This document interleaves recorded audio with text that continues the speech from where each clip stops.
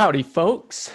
Welcome to our wonderful evening, afternoon of our continuing series of webinars that we at Fair Credit are presenting during this season of COVID-19. Today, we will be covering housing. Hopefully, we can start here soon. We have a lot of people that are still getting on, so maybe we'll give them another minute or two, and then we'll jump into things. We have lots to cover.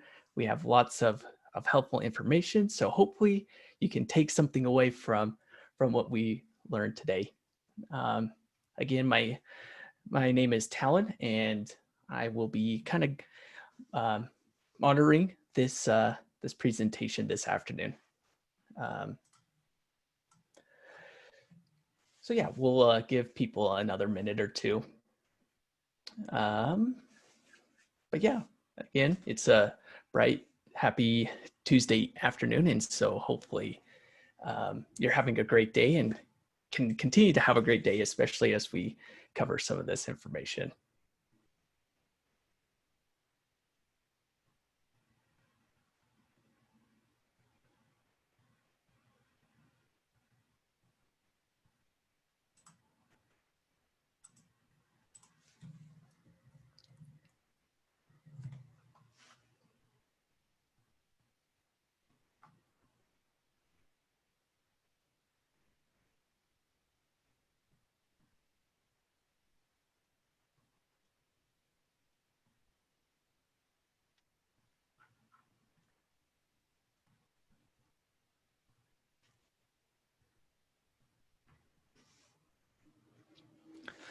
Alrighty, why don't we jump into things?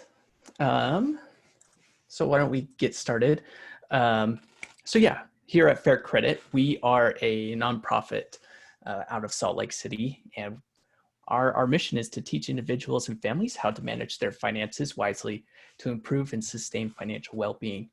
Our whole purpose is to help you, and that's why we're coming up with these ongoing webinars to help you with different resources that could be useful in your given situation.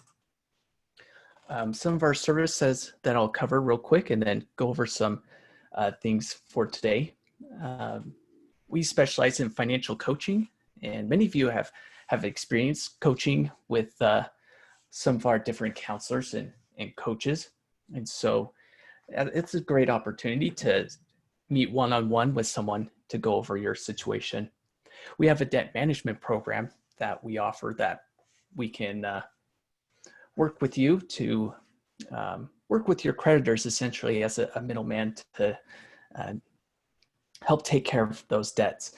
We have a match savings program, our IDA program, that can help you save towards getting a few different assets that can help, like our mission says, propel you forward in your financial goals. You're here with our financial education that we provide on an ongoing basis. And we also have a payday loan refinance program that we offer. If any of these intrigue you, we will have questions at the end that you can ask more about these programs, as well as our contact information to inquire about more information. So before we dive into things, just some ground rules for today, just so that way we have an effective meeting, because we do have lots of information to get through. If you have questions, we encourage them, but like I mentioned a minute ago, we will have a question and answer portion of this meeting. So if you want to jot those questions down, make sure to have them. You're more than welcome to ask those during that time. We also have our chat that's running. We have a few of our counselors standing by to help answer those questions too. If you want to, feel free to put them in there.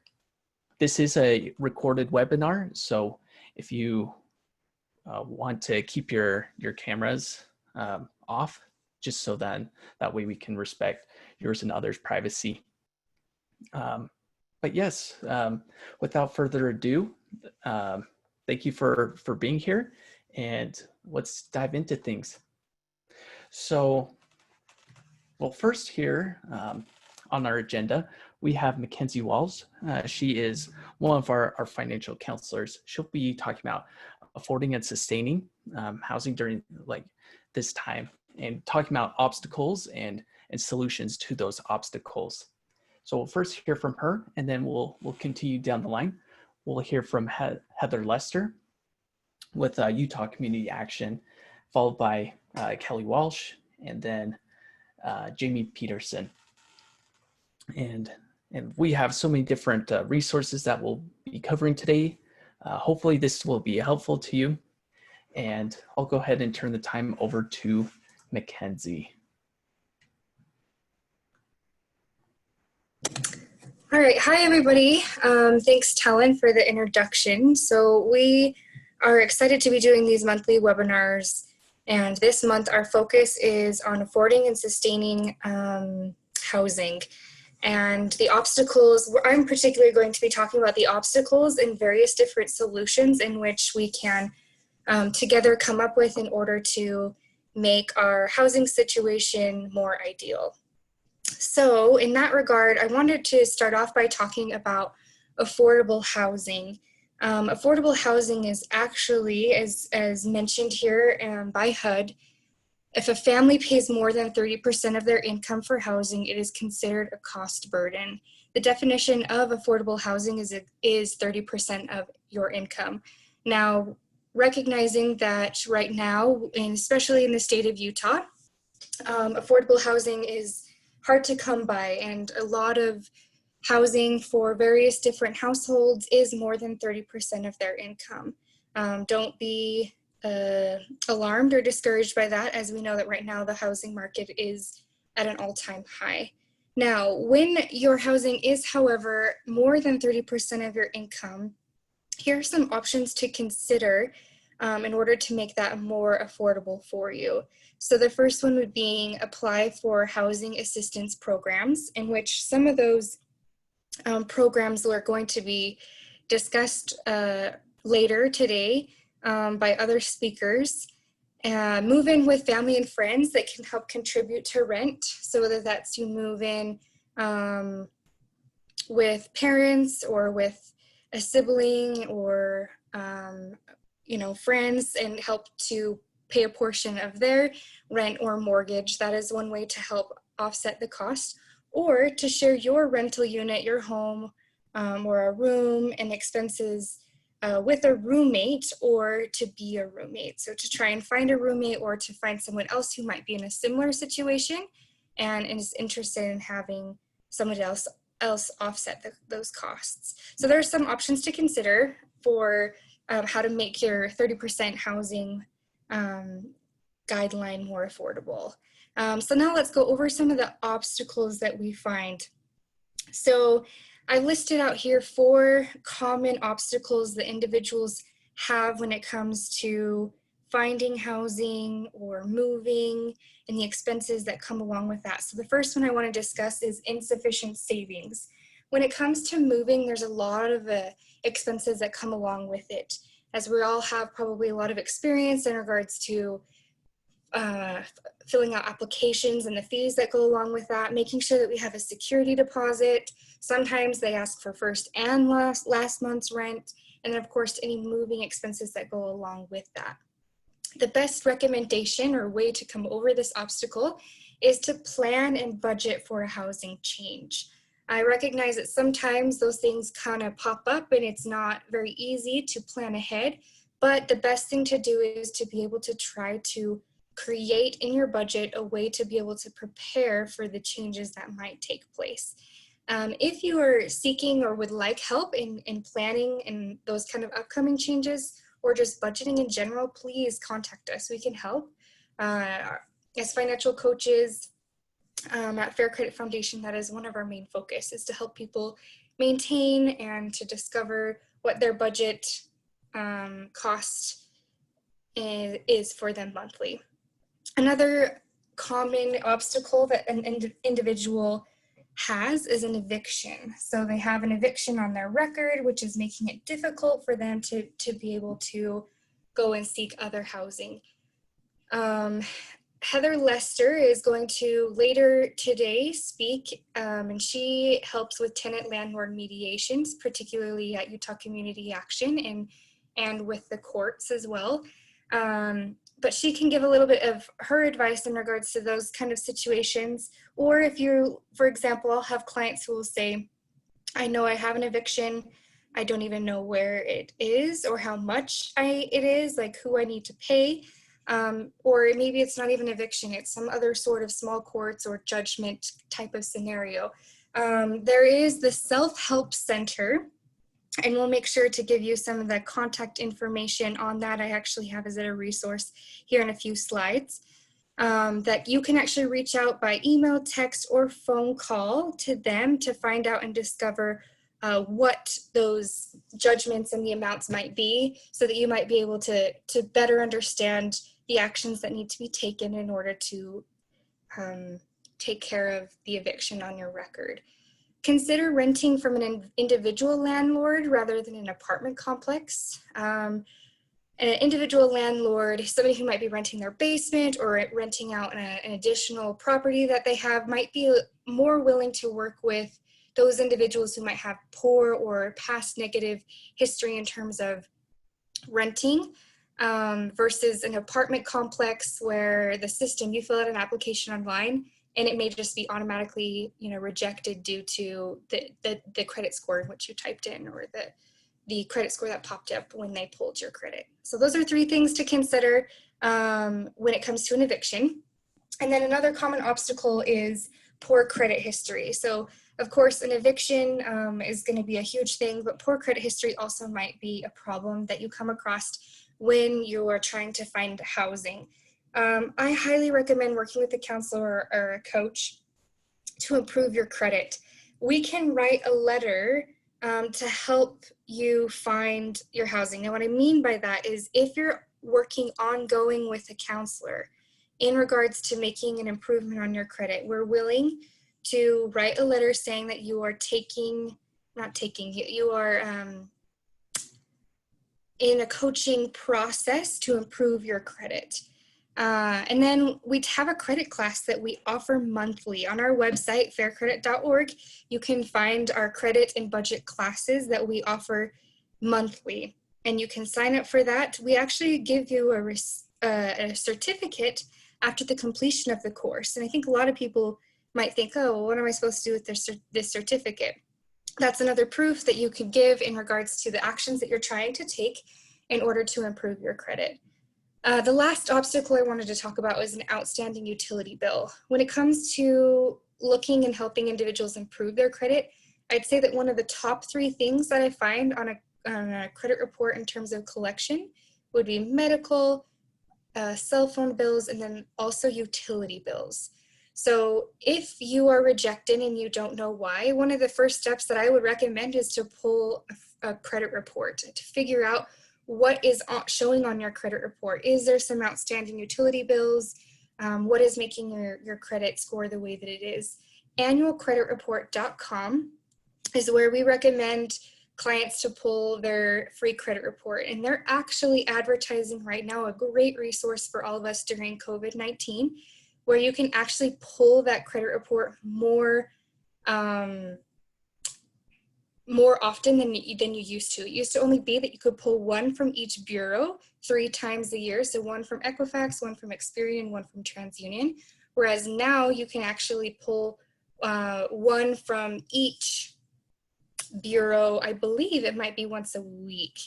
Can somebody in the chat box, another counselor, help me out on that? I'm not 100% sure, but I do know that you can access that a lot more. Yes, it's once a week, Mackenzie. Once a week? Okay, awesome. Thank you. So yeah, once a week from each bureau, which is an awesome resource. So as you're making changes, you can actually see the progress on that from pulling a free credit report. And then last but not least, the HEAT assistance, which Utah Community Action also does provide those applications. HEAT assistance is essentially the opportunity to help offset some of the utility bill costs that you might have. And it now is not just a seasonal program, but it does run year long. So definitely, if you find yourself in a situation where you're falling behind in your utility bills, or you are afraid of falling behind in your utility bills, please reach out and try to apply for that resource so that you don't have to become outstanding in your utility bill and can keep up on that. All right. Here are a few more tips to saving on housing expenses. The first and foremost thing is please, please, please pay your rent on time. If and when challenges arise, because we know that they do, communicate with your landlord or communicate with your mortgage servicer. They need to know what's going on. If you were laid off from your job, or if you have an illness, or whatever it might be that is making it so that you're going to be late, please communicate with them. They will let you know what your options are. Try to refrain from storage units that can be very costly. Consider maybe selling those unneeded items and rather than storing them, which will help free up some of the money that you might need for housing. Buy secondhand furniture or appliances instead of buying new. I think all of us would love a functioning refrigerator that's brand new, stainless steel, has all the functionality that we dream of and see on the commercials, but we need just a place to put our food, and it doesn't mean that we need to go into debt to get those fancy things. Consider combining your renters and car insurance. Often when you package your insurance, it makes it cheaper. So not just renters insurance, but also your home insurance. I have mine bundled, and I know I get a small discount because they are together. Keep up on your credit score. Just keep up on your credit, meaning making sure that you are often pulling your credit report and seeing what is showing up. Inspect and take photos of damaged areas when you first move in to protect your refundable deposits. Not only that, but also make sure to upkeep your location or your apartment so that you can have access to those refundable deposits and don't have cleaning fees and other things that might come into play if you don't. Wanting to buy a home soon, if you find yourself, we're going to actually have another segment later this month in 2 weeks that I highly recommend that you sign up for that webinar as well. We're going to focus a little bit more on buying a home in that one. If you're wanting to buy a home, consider playing house. What I mean by playing house is, let's say that currently right now your rent is $950 and you are hoping to purchase a home, and you look to see how much you might qualify for in the future, or for the homes in which you are wanting to buy and what their price ranges are, and they maybe fall around a $1,200 mortgage payment. Try and play house by making that $1,200 payment every month of the difference of your $950, and whatever the difference is, the $1,200 minus the $950, put that difference in a savings account, and that will help you to be able to have a really good, decent down payment when it comes time for you to buy a home, but also you will be able to prove to yourself, hey, I'm prepared to make a mortgage payment because I know that I've been trying to do my best to pay what my mortgage might be. Okay, the last slide here, I just wanted to go over some additional resources, some in which I've kind of already mentioned. Some of them are new.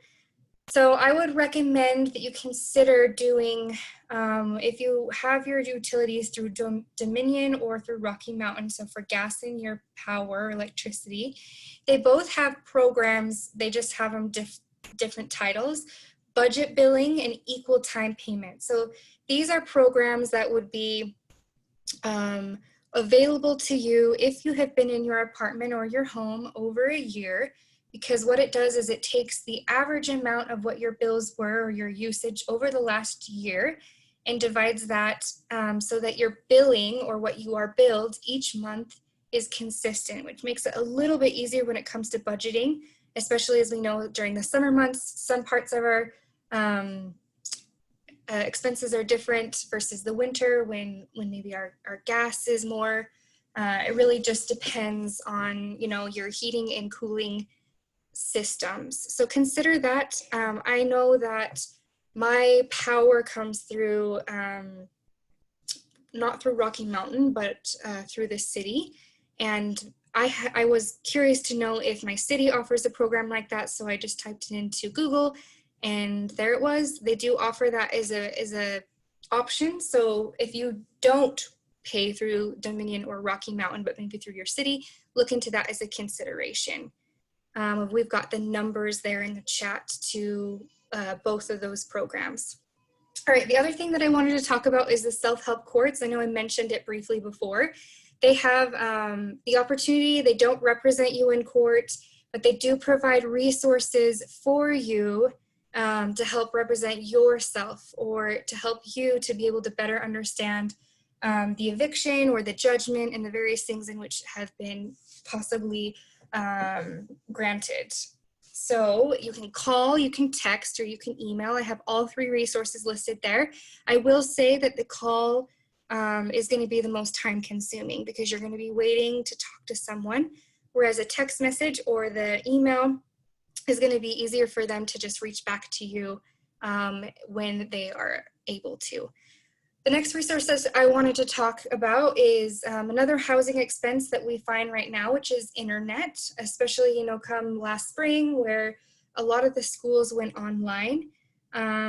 It's important and almost essential at this point for us to have internet in our homes. And this is an opportunity for low-income families who may experience or be experiencing hardship, or may have low income, to be able to have access to internet for only $9.95 a month. And that's through Xfinity. You can go to their website and apply.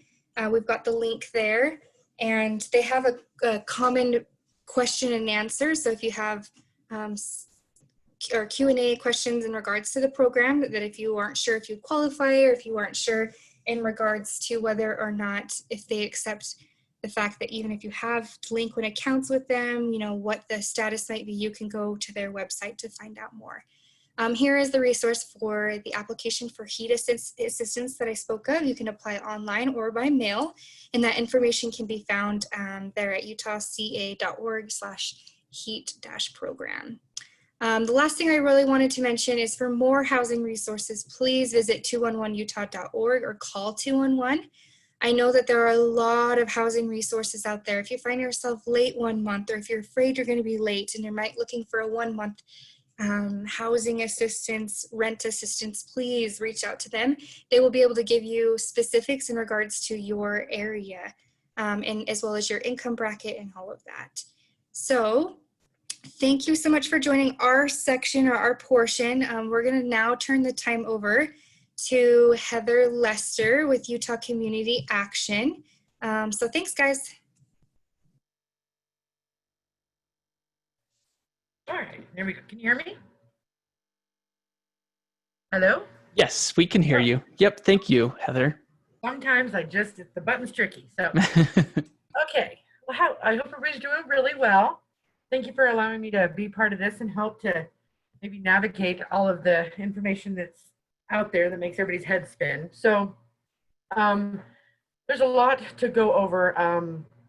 Where do you start when you think about resources? I mean, you're probably writing feverishly, trying to write all these things down, and hopefully we can navigate that to make it a little easier. But as I was introduced, I'm Heather Lester with Utah Community Action, and I do landlord-tenant mediation through Utah Community Action, not just for our clients, but throughout the community, and also landlord-tenant mediation through the courts as well. So obviously, since the pandemic, the courts have been a little extra strange. So it's been virtual. We're still trying to do our best to help and to navigate and get people in the right direction. So it was crazy before the pandemic, and now pre-pandemic was crazy. Post-pandemic is extra crazy. So we're just doing our best. So some of the resources I sent over that I kind of wanted to highlight, as you can see on the screen, my information's there. That's my direct line, my phone number, my direct line phone number, and my email address. So email address is always the best in case I happen to be in and out of court, in and out of mediations. That's usually the best. I always definitely refer people to my phone number as well. You can leave a lot more detail there if you don't want to type, or if you don't have access to the internet right away. So we mentioned Utah Community Action with different resources. So of course, if anybody's familiar, some people have maybe used one or two of the programs. We work a lot with Fair Credit, and so some of their education programs, We have, I'll just name all 6 of them. They're the adult education, Head Start, there's a nutrition program, of course, housing case management, heat, and weatherization. So I'll actually show you a little snippet of where that's at. I don't know if we have the link or we can possibly put up the link. There's, I sent it over earlier, but it was right towards the time we were going to start this, so I was a little bit late getting it. But there's a tenant toolkit that I always like to refer to.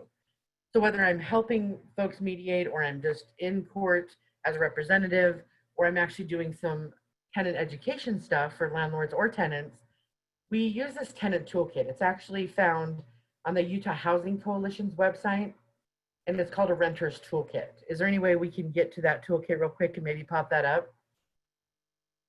If we can, the 6 programs that I was just telling you about, it's actually in that book as well. I helped to do some of the edits for this most recent edition. And so that link is actually right here. I think they just put it in the chat group. But if you pull up that tenant toolkit, there's a Spanish version and an English version. But where you can find it is obviously through the Utah Housing Coalition under resources.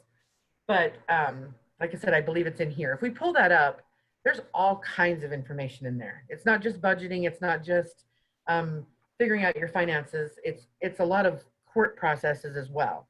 So if you pull that up, I think if you go back up, it's right there under Utah Housing Coalition. There's the English version and the Spanish version. But if we pull that up, again, it's a lot of legal information. It's not legal advice, just like Mackenzie mentioned. Like the Self-Help Center, they don't give you legal advice. I can't give you legal advice. But what I can do is lead you in the legal area to where you find enough information to help yourself. So if you kind of scroll down here, there's the table of contents. There's 2 sections, being a successful tenant and then tenant rights. So being a successful tenant really talks about like the application process. When you find a lease, you can afford the lease. I do work with a lot of people occasionally that say, hey, I've got the lease. It's great. It's $800 or something, right? And then by the time you get done adding up the $800 plus the fees and the addendums and the service of whatever's, it's upwards of like $1,000. So sometimes we have to definitely know the elements of the leases to understand if it's actually really that $800. So that's always a good buyer beware type of thing.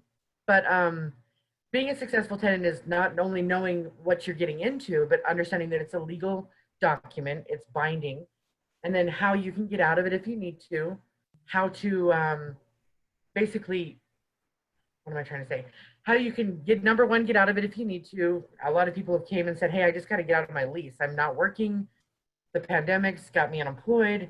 I just want to get out of my lease and move home or something. So there's always, if it's going to exist, if it's going to take place in your legal lease, it's going to be in that document. A lot of times people lease on a month-to-month. A lot of times people lease on a verbal contract, and that's scary in itself. It's possible. It happens all the time. See it all the time. But just know that the more documented it is, the more covered you are. It's not to say that this is a landlord state, but it is to say that if you are documenting everything, as well as in a lease term, your rights are protected to a degree where you have tenant rights as well. So basically just going through this toolkit, after this is such a small window of time. I'm talking really fast, I know, but just going through this process and reading some of this stuff, if you have questions, please don't hesitate to reach out. It's not just if you need a mediation, call me. It's really, I'm very passionate about tenant education and financial aid, education when it comes down to making good decisions and not just getting into something when you're in crisis. There's nothing worse than making a bad decision when you're in a crisis. So the 3 things right there, it's always communicate and make sure you document everything, and then just cooperate, going through the process of just trying to advocate very good for yourself. The second part of this toolkit is tenant rights. And so a lot of times people say, I've never been in this situation. I don't want to be in this situation. The situation stinks. But at the same time, I'm here. So what do I do? So along with the self-help stuff that Mackenzie mentioned, there's several different other options too. So self-help helps you to advocate, to get templates to help yourself, to file. Sometimes you can't always get in with mediation. Sometimes you can't always get in with an attorney, even if it's a pro bono free attorney. So knowing how to go and how to help yourself is the self-help center, right? That helps you to, number one, find the documents, even if you're not right sure what you're doing. It navigates you enough to be able to file something so you don't miss a deadline or get some sort of a default or any of those things that are more complicated. So self-help is definitely a go-to. There's Utah Legal Services, which has a housing division, debt collection division. Same with, there's a new nonprofit out there. It's actually called, it's part of like the Utah State Bar Access to Justice, but it's actually called People's Legal Aid. And they're doing a lot of eviction and debt collection stuff right now. It's just new, but they're really good folks over there. I work with them all the time. So it's worth trying to get in touch with someone if you have a more complex issue or you just need a quick consultation, okay? So that information is actually on the initial PowerPoint, but we'll get back to that in a second. So understanding your rights is crucial. Understanding number one, eviction and debt collection, but eviction usually turns into debt collection anyway, right? So especially with Fair Credit, when you're coming to them, and one of the questions on the initial sheet was, I have an eviction on my record. I don't know where it came from, or I do know where it came from, but now I can't rent anywhere else because everywhere I go looks up my credit. And even if my credit's okay, I still have an eviction. The unfortunate news is evictions don't come off your record. I mean, bankruptcies eventually come off your record. And I mean, there's the fair debt collection practices and all that other good stuff. I mean, they can't hold evictions against you forever, but it is extremely detrimental. A lot of times places, you can't really throw a rock anymore without even hitting somebody that has an eviction. So it is possible to rehouse. It is just as creative as Mackenzie mentioned as well. Sometimes it's easier to go through private landlords, or sometimes it's easier to go basement apartments, or sometimes it's good to maybe not go with the big, huge complexes that generally are overpriced.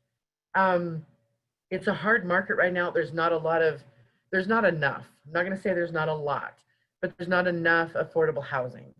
And so when it comes down to getting access to affordable housing and then making a good decision and then understanding your lease and then working through, maybe past barriers with the criminal or credit history and then an eviction, I mean, you just get frustrated. You just think, I mean, what's the point, right? It's possible. Just know that it's possible and just keep trudging. Just keep trudging through. The biggest, most important reason I wanted to be part of this is it's extremely, extremely detrimental to understand that if you do get any kind of a court notice, sometimes you get the eviction notices that say, hey, I knew it was coming, but I get a pay or vacate, and it's not filed with the court yet. It's just basically saying, yeah, your rent was due yesterday. Here's a 3-day pay or vacate. If you're in a terrible situation and you can vacate, sometimes that's wise.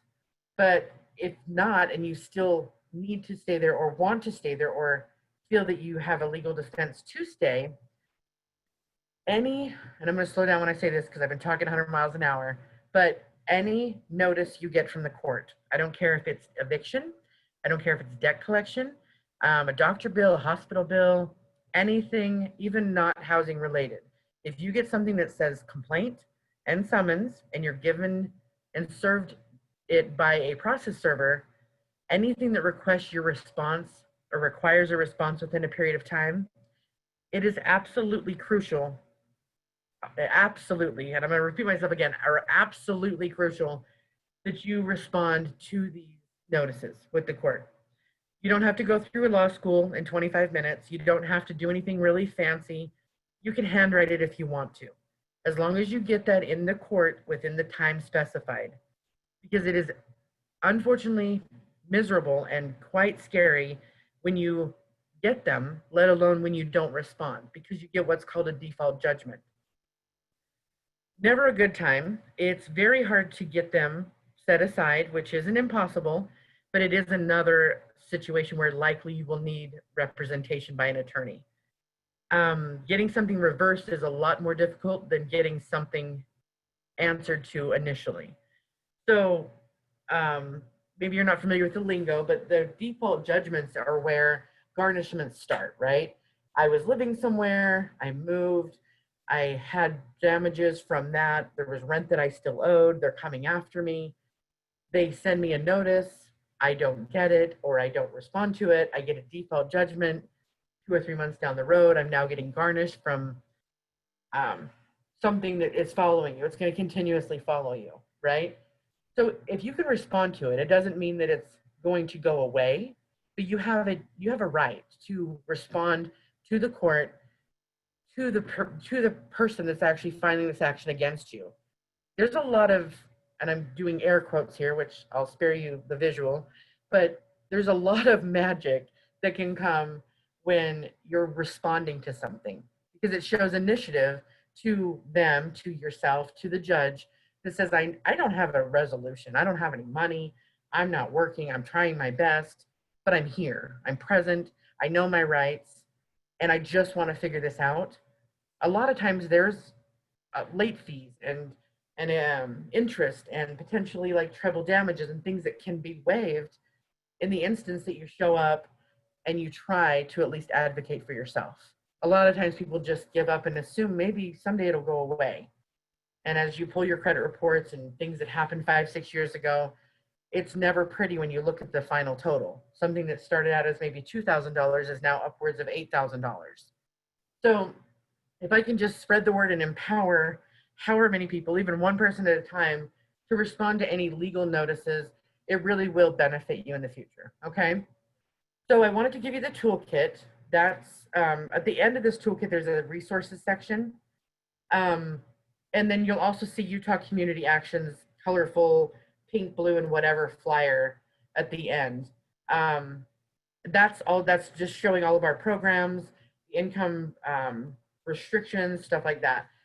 Every one of these numbers are up to date. This version right here is actually the one that was updated in January of 2020.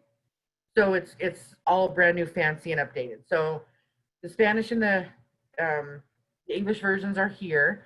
I'm sure you'll be given those links. And then I did give on my initial PowerPoint slides that you guys were so kind to just throw in the last minute. But the People's Legal Aid information is there, phone number, email. The Utah Legal Services is their phone number and email is there as well. Utah Community Action for rental assistance.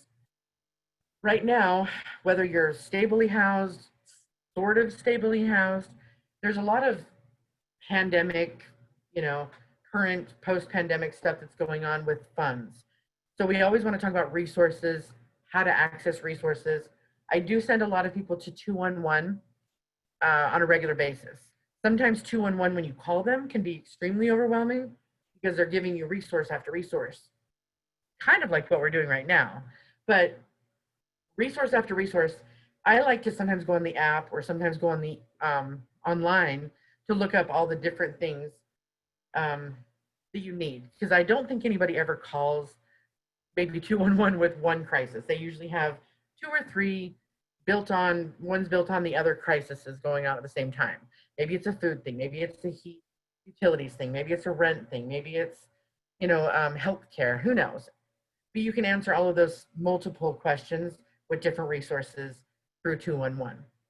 They're going to send you obviously to Utah Community Action if you live in the Salt Lake Valley, or any other community action resource if you're outside of the Salt Lake Valley. There's lots of different community action partnerships.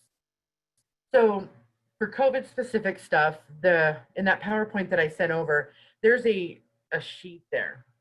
And I did finally get permission to share this. And so I'm sure that the folks over here at Fair Credit will share all that with you if you reach out, or I can share it as well. It's just talking about like pandemic specific relief if you've been COVID affected. The criteria does change frequently. There are a lot of monies out there to help for rental assistance, potentially other costs involved with your lease, but you have to reach out. So the number that I gave, which is the It's 801, it's on the previous slide, 801-359-2444. That is our main intake for housing everything, okay? That's the housing assessment form. That's how they qualify to see what grants, whether you're COVID or just needing rental assistance overall from some of our previous grants before COVID. Anyway, all of that can be accessed through that number. We have some great intake folks. We've actually hired a few more, so we're actually really on board with getting folks in quicker. But they can be the ones that filter out, determine what your situation is. The more information you can give them when you answer the questions, it'll help to kind of weed out and filter to see if we have any grants that will cover your situation right now. Okay, that's also the number for housing, and then she gave you the number for heat as well. So it's really just kind of, again, looking at your budget, figuring out where you're at. If you're working with Fair Credit, any of the counselors over there, they'll lead you in the right direction. Pandemic stuff, let me see what else I wanted to cover. Of course, my number's right here. Again, I do a lot of tenant education. It's not just the court stuff. If you find yourself in a question when it comes down to maybe I can clarify something, I get a lot of different types of calls. It's a good question when people ask me what I do and what I don't do, because I think I answer questions pretty much across the board for all of those things. But and I very well could be at my 20 minutes already. If I am, somebody cut me off. But let me think, what else did I need to cover? Covered the toolkit. That's the main thing. There's a lot of resources out there too. Again, with the Utah Housing Coalition has a specific COVID-19 resource section. Yeah, so you can go there. That does obviously link to other legal agencies. I gave you the two that I mainly use. It's landlords and tenants. So if maybe that's a landlord that's trying to manage a property that they're renting out themselves and they're not a big corporation, mediation can solve those things too. So yeah, there's a question. Mackenzie. Yeah, yep, and I can read that to you, Heather.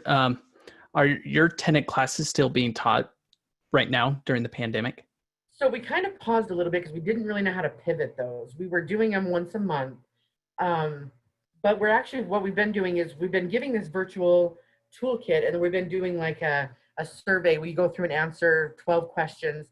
Some different grants require a tenant education component. And so we've been doing that, and then basically people go and take the survey, and then it shows that they've completed it, and they can still get the certificate for that. Sometimes it leads to more questions, which is kind of where we're at going into August.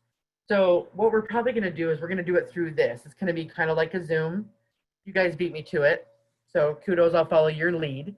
But what'll happen is we're probably going to do like an hour-long webinar Zoom event, probably towards the middle to the end of August, just to at least get one under our belt. It'll be the same content, certificates if they're needed for grants or case managers or whatever, but we're going to have to do it virtually for now. The courts aren't even, from what I know, the courts aren't even going back full front facing until at least October, November, if not the first of the year. So likely we're going to do, my plan is one for August, and then going into September, probably 2 events per month, and see how that goes as far as attendance. Because it's not just our folks, it's anybody, like your clients that are sent over, people from the court are sent over. It's a pretty good mix of landlords and tenants. So yes, it will be virtual and it will be ongoing. So Awesome. I don't know if you have any other questions. If I didn't cover something, I tend to talk a lot, but no, I think this has been very helpful. Thank you very much, Heather. And keep us posted about that event as well, and the ongoing events. But I will. I seen that from Chantel. I'm glad I seen her name on there. So I will touch base with her a little bit privately as we go. Perfect. Awesome. Well, thank you very much. And if you want to stick around to answer any questions at the end, we'd love to have that. I'll be here. I'll be here. Perfect. Thanks. Awesome. Thank you very much. Alrighty. We'll head over to the Housing Authority of Salt Lake City to cover some landlord outreach and RRH. So we'll turn the time over to that. Okay, hi everyone. Thanks for having me today. My name is Kelly Walsh. I'm a program manager at the Housing Authority of Salt Lake City. And I was asked to come on today and talk a bit about the organization and more specifically about the different programs that we have that could be most helpful during the pandemic. So if we can move to the first slide. So this is our agency overview, really our core activities we do at the Housing Authority. So the first thing is that we develop, we own and manage over 4,700 units in Salt Lake City. Now, some of these are going to be market rate units that anyone can apply to. Others, you have to go through the wait list process. With those units and our voucher programs, we serve over 10,000 individuals, many of whom are seniors, individuals with disabilities, veterans, and children. And we also, in addition to housing, provide resources and skills to help people transition off programs into self-sufficiency, as well as permanent supportive housing for chronically homeless individuals. That combines really the housing and the support services. The first one we had was Sunrise Metro, and we'll be launching our new development, Pamela's Place, in the very near future here. If you have questions about our properties or about the voucher programs that we offer, the most common one is our Section 8 or Housing Choice Voucher Program. I highly recommend that you go to our brand new website, which is launched this year, www.haslcutah.org. It covers all of our properties, what the requirements are for them, as well as the programs and how to apply and get on the wait list. So in addition to those core activities, we also have the area that I work in, which is our landlord outreach and rapid rehousing programs. So the first free resource I have to offer to the group is our landlord outreach team, which launched in 2018, just exactly 2 years ago, with really the goal of creating access to more affordable units through building relationships with landlords. And there's a few key activities that we do. Some of them are working with landlords directly, some are working with clients, and then also being a liaison between. So in terms of landlords, we engage new landlords, we help address their concerns, we interview them, find out about their properties, what their background process is, and help find tenants who could potentially be a good fit for their units. And really just building the relationship with those landlords with that goal of increasing the amount of affordable housing in Salt Lake County. In terms of clients, we work with anybody. So a lot of people we work with are either voucher holders or they're receiving a rapid rehousing subsidy through us, but really anyone in the community can call and talk to our landlord outreach team. We can help by creating housing assessments, learning about yourself, your background, maybe some barriers that you have, what you're looking for in terms of housing, and really helping to advocate for you if those barriers are present. We can help with applications, answer questions, and discuss options. Like I said, anyone can reach out, but people who I think can get most benefit from calling the team are those that have some of those barriers that we can help connect you to landlords who might be willing to work with you, even if you have some of those barriers that Mackenzie had discussed earlier. In terms of who we helped, we worked with over 400 families and individuals since the program launched, and we work with hundreds really, of landlords and property managers across Salt Lake County. And I'll provide you the contact information for the team at the end of the slides. So we also have several programs that can help with things like rental assistance. The first one I wanted to cover is our TANF program. So there's really two different areas TANF can help with. One is eviction prevention. So if you are currently housed but receive a 3-day notice, if you meet the qualifications, it can help pay off your rental arrears to prevent that eviction. But it can also help with short-term rental assistance if you're currently experiencing homelessness or even precariously housed, couch surfing, whatever the case is. It can help pay for the immediate expenses of getting into an apartment. So things like application fees, security deposit, and up to 4 months. It is meant to be just for people who have a short-term emergency. It's not meant to be a long-term rental assistance program.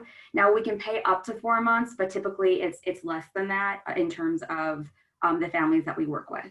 It is a partnership with Department of Workforce Services, and the qualifications for this program are you have to have a child under 18 living in the household, be currently homeless, which includes couch surfing, or for eviction prevention at imminent risk of being homeless, work eligible. And then in terms of income, it's either 200% of the federal poverty limit, or it's that you're currently receiving certain benefits through Department of Workforce Services. Qualifying benefits are things like food stamps, FEP, or certain Medicaid programs. Since the program launched, we've helped 130 families. So if you do meet those qualifications and find yourself in one of those two situations I mentioned, this is a good program to reach out to the team and see if you qualify. We do have a short wait list right now, but it is very short for TANF at this moment in time. Go to the next one. We also have for the next about 2 months, it ends on the 30th of September, a security deposit program. So this is for security deposit assistance only, and the qualifications are less than they are for TANF. So this can be anybody. You don't have to have children. It can be individuals. It can be families at or below 60% AMI, which is on the slide below. You can see it gives you the limits based on household size. The key things here is that the housing has to be located in Salt Lake City's incorporated boundaries. So if you have questions about what that means, or if a property fits in that in those boundaries, just send me an email and I'll give you the contact information at the end, and I can let you know. And the landlord must have a Salt Lake City business license. But if you are looking right now and you do find a unit in Salt Lake City, this could be a great program to help pay for that security deposit. All right, the last one. So this is a brand new program. It's actually pretty unique in Utah in terms of what it covers. It's called the Landlord Assurance Grant. And really this one's different because the applicant is the landlord and not the tenant. It was primarily created to cover things like property damage, security deposits or utility costs that are owed, or lost or unpaid rent if there is an eviction, as long as mediation was attempted. But because of what's going on with the pandemic, it's been expanded to include eviction prevention. And that's why I want to bring it up on this call especially. This is a program where if you are in, it's a Salt Lake City grant again. So if you're in Salt Lake City and you receive a 3-day notice, you can reach out about this one as well. You cannot have a current Section 8 housing choice voucher, and you still have to meet that 60% AMI threshold. But as long as you do, this is a great one to reach out to us about. If you fit these criteria, then we can reach out directly to your landlord, talk to them about the program, and talk to them about how to apply to help prevent that eviction.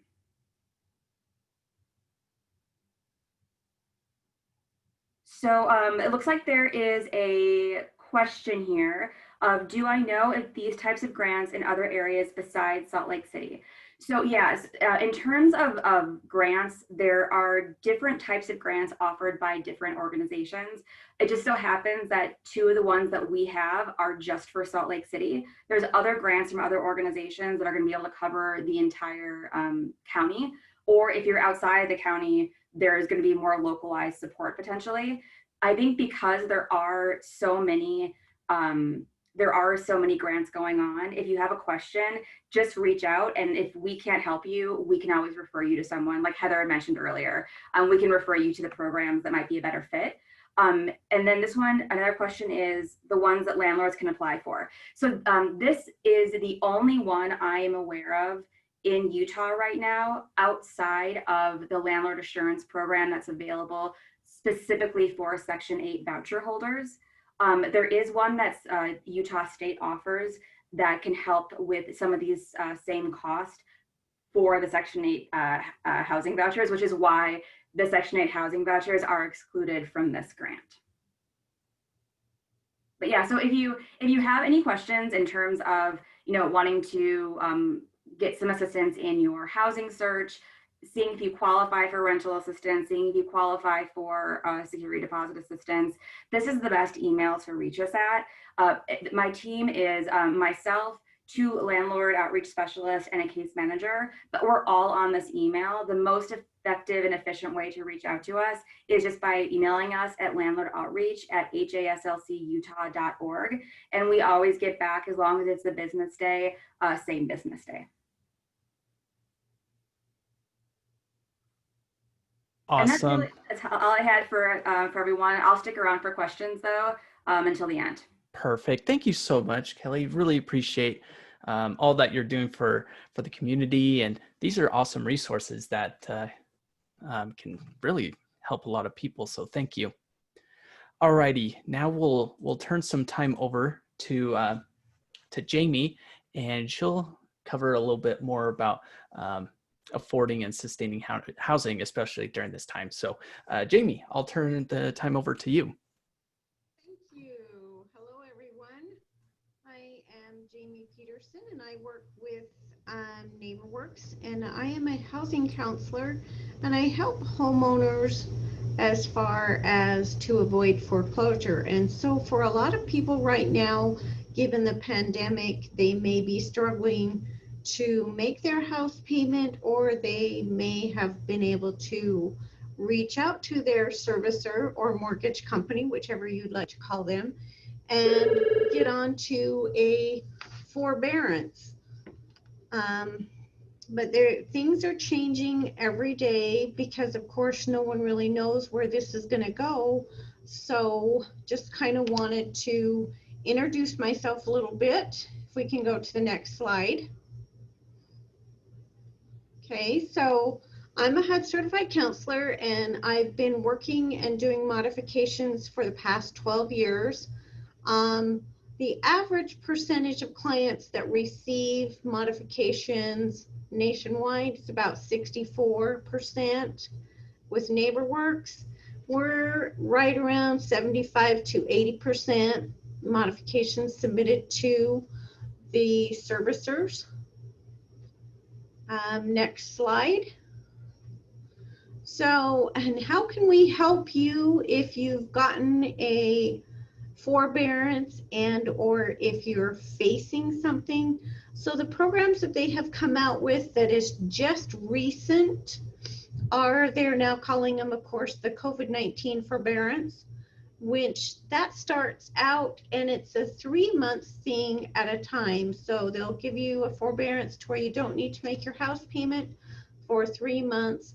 After that time, if you still need some additional time, then you can contact them and they'll extend it for another 3 months. So FHA goes up to 12 months, and conventional is still, from what I'm understanding, between 6 and 9 months. And so once you are at a point to where you feel that you can maybe start making your payments again, then they have come up with some different programs. You've got the COVID-19 standalone partial claim. You've got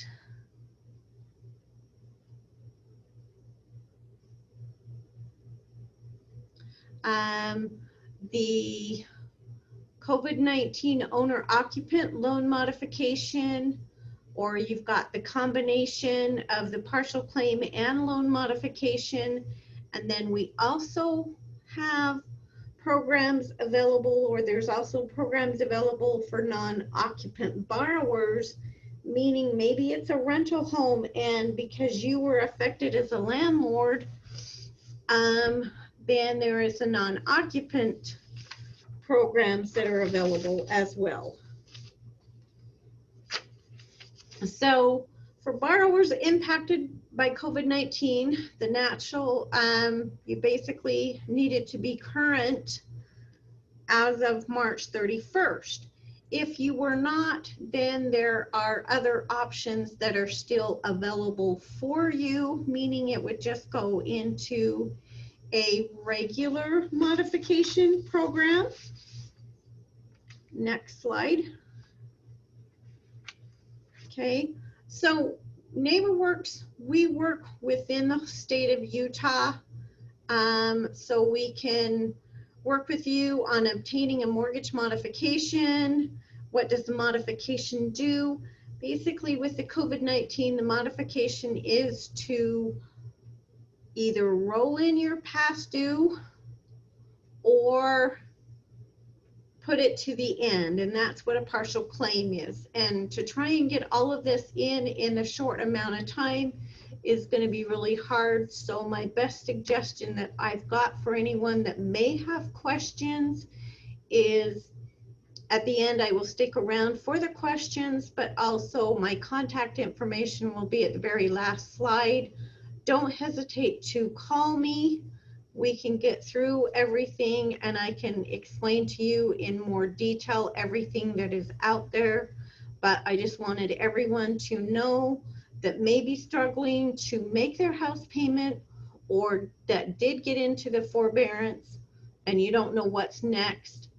I'm your liaison to help you navigate with your mortgage company to get a resolution that best fits your circumstances. Thank you very much. Alrighty, thank you, Jamie. This is also great information, especially for those that may be on the homeowner side of things, rather than those that are currently renting and things like that. Give me 1 second. My Alexa is about to sing to me, so let me turn it off.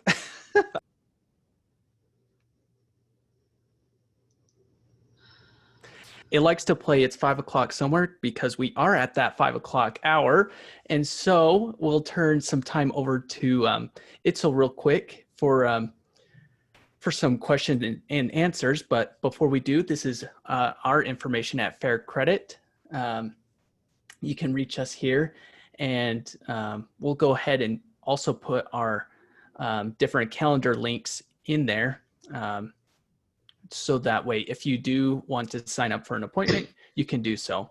But Itzel, if you're there, I'll turn some time over to you for some questions. Thank you so much, Talon. Well, hey friends, thanks so much for being here. Our presenters did a really good job today, providing us with some really good information to help our communities. So thank you so much for staying to the very end.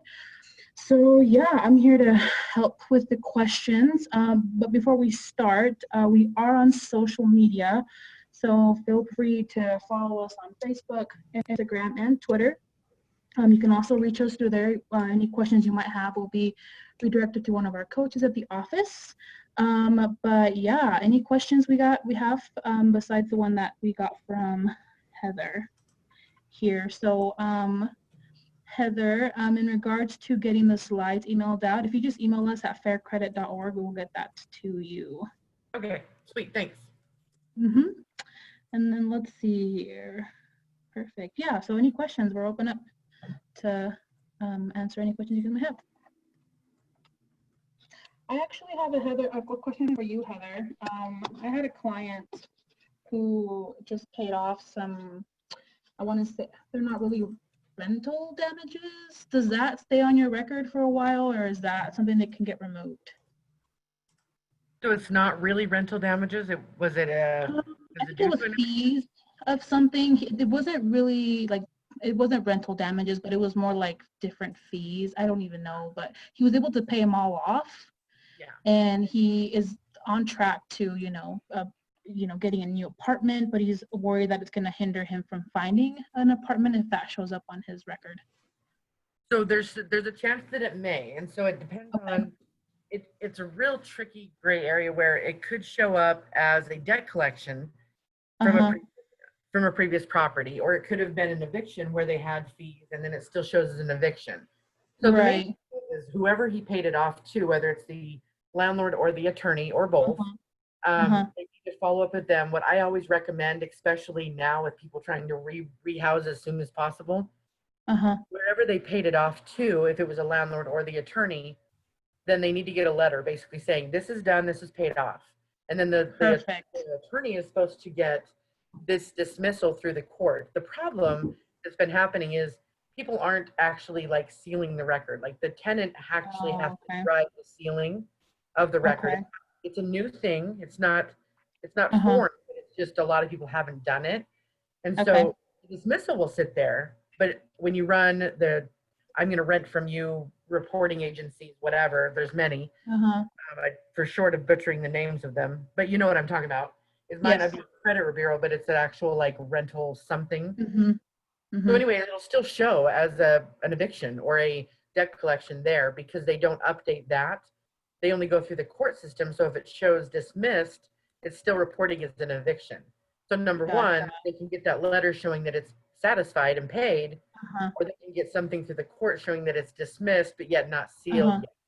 So there's like three different areas that I would try to help rehouse as soon as possible with those documents.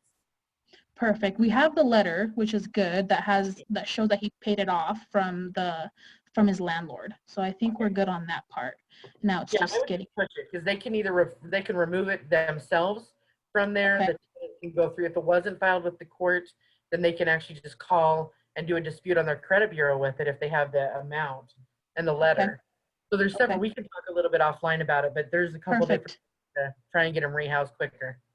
Yeah, awesome. Thanks so much, Heather. Well, looks like we have a question from Rob for you, Heather. I can read it for you. It says, he said, I literally had a customer contact during this meeting to ask about an issue she is having getting her deposit back. She cleaned the apartment and left it better than she got it, but the landlord is nitpicking and refusing to give her anything. Does she have any recourse? Where should she begin? Yes. So double checking that tenant toolkit link. There's actually a section specifically tied to deposits. There's a form in the back of there that's actually from Utah Legal Services that will, number one, request their deposit. The landlord has 30 days from the date of move out to get an allocation or the deposit back. Sometimes it's an allocation with nothing. Sometimes it's an allocation with a courtesy $100 or something. So if you dispute even the amount, you can go back and use this form to go drive it. But again, the tenant has to drive the deposit from there. If the landlord doesn't do anything within 30 days, there's a specific form in the back of the toolkit. And my information is there, so reach out and we can try and work on that together. And also the good thing is about deposits is usually, especially with the courts being weird right now, if we can get in front of it with enough communication to hold the landlord to whatever the refundable part of the deposit is through the lease, it will make it less sticky than having to go through small claims or something. I hope that answered it. Awesome. Thanks, Heather. I think it did. Any other questions you guys might have on anything that we talked about today or anything for us? We're happy to answer. If you can't think of any right now, that's totally fine. We did put our email up there. You can always call us too with any questions. I actually have a question. I haven't typed it out. Can I ask one? Yeah, go ahead. So when you're talking about credit stuff and you're helping folks, when it comes down to something being updated, so say that they had a bad credit score, they couldn't get in because they had barriers, whether it's criminal or previous evictions, how often do you recommend somebody doing something like Credit Karma or these other places to determine if they can get a high enough credit score to rent?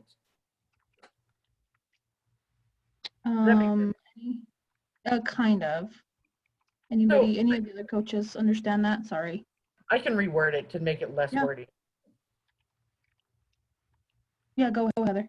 Okay, so basically, I'll give you a scenario. So this person cleared up their credit up to like a decent enough score. They still had to put a higher deposit down on a rental because they had other barriers. So basically, you have other barriers. You have to put this other deposit down unless you can get your credit score up. They're trying to rehouse as quickly as possible, but they have to, you know what I mean? If you hit the credit, it does a hard inquiry. But if they can bring it up fast enough, what is the turnaround time to try and make that actual pivot to raise it quick? Does that make sense? I know what I mean. I can answer this, Itzel, if you want. Thanks, Mackenzie. So particularly, there's a lot of third-party options out there other than the actual bureaus themselves that are the ones that actually provide the credit score. One being Credit Karma, as you mentioned, Heather. Another one, there's Credit Journey, which is, I think, through one of the credit card companies. And then also, Experian Boost, which is actually from Experian themselves. And I think that it's a tricky thing to pinpoint exactly because, Credit Karma, I've noticed they'll say like, do this and your points will raise X amount. I would always take that with a grain of salt to my clients, because no one really knows the algorithm. No one knows the algorithm in terms of what we know, like the percentages roughly in regards to what will help your credit score improve more than another, or impact it more than another, negatively and positively. But in the short end of things, it's hard to pinpoint, okay, if you do X, then Y is going to be how quickly you're going to see this difference and by how many points. But I would say for sure that I have realized or seen that on Credit Karma, they are giving more sound advice in regards to, I mean, always paying off your debts or becoming current with your debts is going to be helpful. But the turnaround really just, it depends. It depends on a lot of different factors. I have heard a lot of clients have success with the Experian Boost. For those of you who haven't heard of that or what it is, I highly recommend looking into it. It's for those who may not, use main streamlined things such as like a credit card or I'm trying to think, main things that you usually would do to build credit. It can, what Experian Boost does is helps you to, if you pay like your utilities consistently, say through a checking account or through your phone bill, it gives you a one-time boost to help your credit score increase for other things that aren't considered often on a credit report that you pay on a regular basis on time. Did that kind of pinpoint what you were looking for? Oh yeah, that was helpful. I always send them to you because you guys are the masters of the universe with this. And so I just wanted to answer their question and then still send them to you guys. So that was fantastic. Thank you. Yeah. Thank you, Mackenzie. Yeah, I mean, definitely, please. We wrote our doodle links for calendars booking here on the chats. So please feel free to reach out if you have clients, who need clients, or you yourself, whatever it might be. Please feel free to reach out to us to schedule a time. Heather, one other thing, if clients are available, we also have our credit and debt workshops. The first hour and a half of that largely focuses on, talking about building credit, which, as Mackenzie said, you can't really say one thing will impact another, because even if you understand the algorithm, the thing is that everything interacts with how it boosts your score, and so one behavior will impact two different people differently. But the one fastest thing I've seen with helping people boost their score is just, if they have medical debt and they get that paid off, then that can be removed from their credit, and that's like the one thing that can be a big quick boost, is just getting that medical debt paid off, because the medical debt can then be removed from their credit.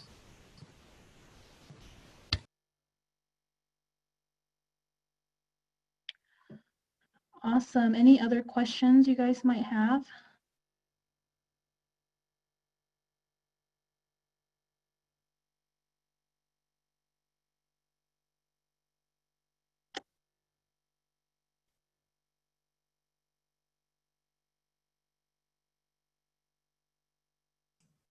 I think, as Mackenzie posted right there in the chat, we do have another almost part 2 of this coming up in a couple weeks, focusing more on the home buying process and that sort of thing. And so if that's more up your alley, where you're looking and in need of help, please look at our website, sign up for that webinar. But I think that covers it for today, that I can think of.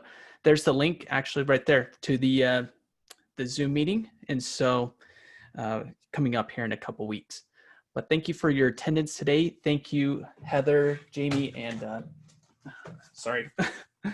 Kelly. Thank you for everything that you've shared with today. It's such a huge help to all of those around.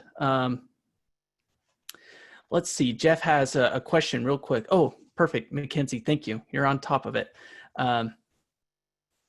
Definitely call 211, get some help there. They're great, almost Google of the phones. So give them a call, reach out, and I guess thank you for joining us. It's been our pleasure to be here with you, and hope to have you here soon.